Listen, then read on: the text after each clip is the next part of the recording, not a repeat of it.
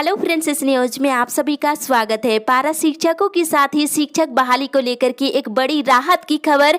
बता दें कि नई शिक्षा नीति के तहत काफी बड़ा बदलाव किया गया है। राज्य के 65,000 पारा शिक्षक इससे प्रभावित होंगे। बता दें कि देश भर में वर्ष 2022 तक पारा शिक्षकों की व्यवस्था समाप्त हो जाएगी।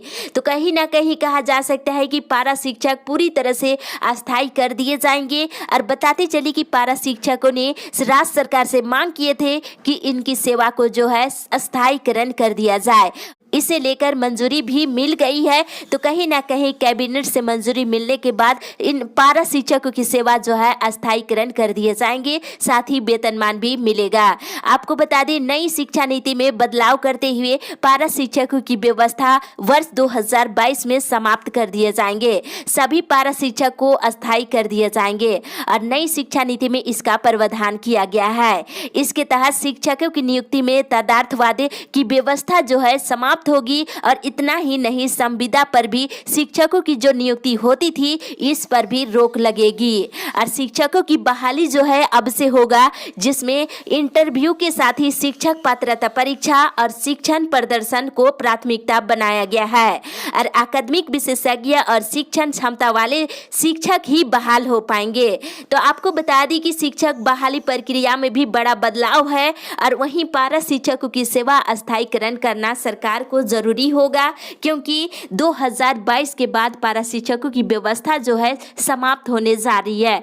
तो कहीं ना कहीं कहा जा सकता है राहत भरी खबर है। वहीं आपको बता दें कि बहाली प्रक्रिया में अब शामिल होने के लिए इंटरव्यू के साथ ही शिक्षक पात्रता परीक्षा और शिक्षण प्रदर्शन को प्राथमिकता दिया गया है। साथ ही इधर बता दें, शिक्षकों के लिए कैरियर विकास की योजनाएं के साथ शिक्षकों के लिए प्रोफेशनल ट्रेनिंग की भी व्यवस्था की गई है।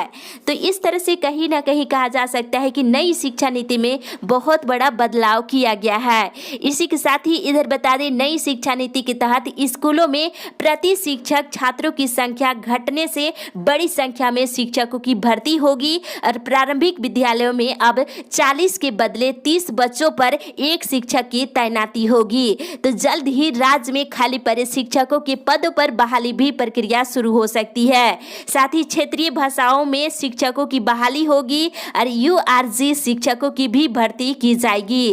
और 25 बच्चों पर एक यूआरजी शिक्षक होंगे। और आंगनबाड़ियों को मजबूत बनाने के साथ ही नए प्री स्कूल खोले जाएंगे। तो कहीं ना कहीं मध्याह्न भोजन कार्यक्रम का भी विस्तार होगा। और स्कूली शिक्षा की ही बात करें तो राष्ट्रीय पाठ्यक्रम की रूपरेखा को सभी भाषाओं में संशोधित किया जाएगा। तो इससे स्कूलों में पाठ्य पुस्तक भी बदलेगी और नई पाठ्य पुस्तकें राष्ट्रीय पाठ्यक्रम की रूपरेखा में होने वाले संशोधन के अनुरूप तैयार किए जाएंगे। और तर्क ये है कि नई पाठ्य पुस्तक उच्च गुणवत्ता की होगी। नई शिक्षा नीति के मसौदे के अनुसार भाषा और गणित में गुणवत्ता शिक्षण सामग्री पर जोर दिए जाएंगे।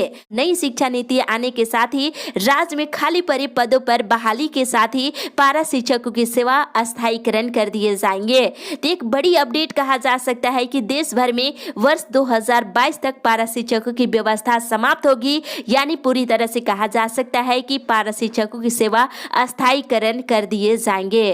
और वहीं क्षेत्रीय भाषाओं की शिक्षकों की बहाली भी होगी और यूआरजी शिक्षकों की भी नियुक्ति किए जाएंगे।